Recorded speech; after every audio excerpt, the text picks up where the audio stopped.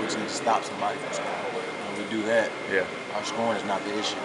It's got to be stopped. Sort of a fun question. Who takes the last shot? Close that situation. I mean, you got options. So, you got options. Yeah. What was your perception of KG as an opponent, and what has it changed now that you spent a couple weeks with the teammate?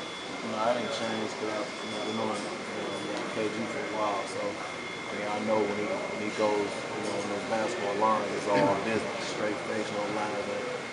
Like, it's war. I mean, he's the same way in the scrimmage and practice. You know what I mean? So, very consistent.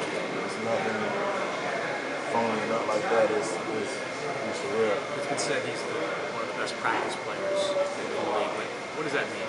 When you hear people say that, what does that mean? Well, how you see him play in the game is how you see him practice. Like, he's yelling, he's intense, he's pounding the ground, he's doing all of that. That's practice also. So everything you see in the game, like whatever it is, he's doing the same thing in practice. Alan, have you paid attention to the war words on Twitter, JR, the Knicks, and other stuff? What are your thoughts on the war words back and forth with the Knicks? No, I ain't paying attention to it. What was the word? Well, you had JR saying that the Knicks can win a championship, and Pierce has kind of questioned, like, who is he, and doesn't know who he is right now. So, basically, each team is going back and forth saying who's the best. What are your thoughts on the rivalry between the Knicks and the Knicks? Keep that going. So, when the game comes, it's going to be the bright lights on, the better team wins. So we're trying to see who the best team in New York.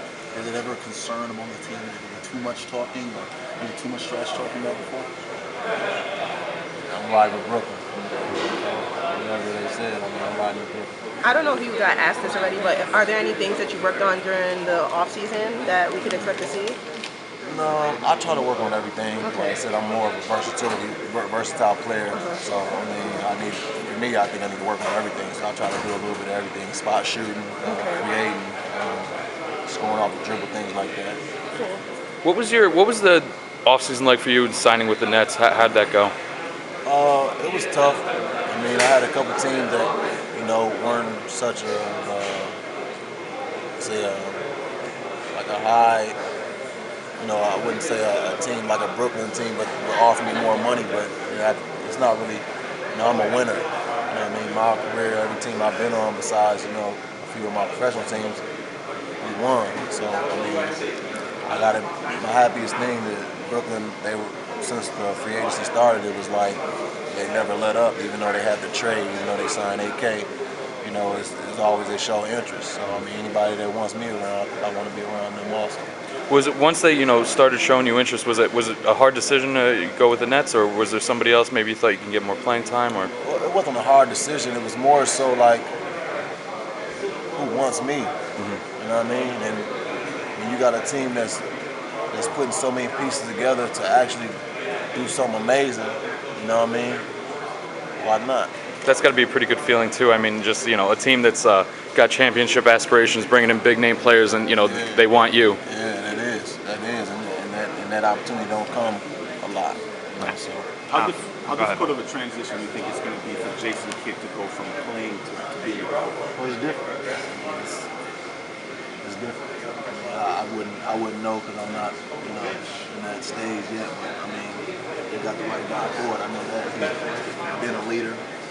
Is a leader, and I'm sure he can lead up. As it relates to head coaches, people talk about prior experience and about being able to command the respect of the locker room. Do you think for a guy like Kidd, who's probably one of the best point guards to ever play the game, do you think that getting that respect is something he can get from his players, since he himself was a very successful player? I think to me he already has respect. He's won in every stage he played in basketball. You look at all the player coaches, the Doc Rivers, the A.B. Johnson, the point guard coaches. They're pretty good. They're successful. Mark Jackson. Exactly. So you see those type of coaches, and and for a player to see a player coach, you have a better understanding and more respect for them because they played in your position.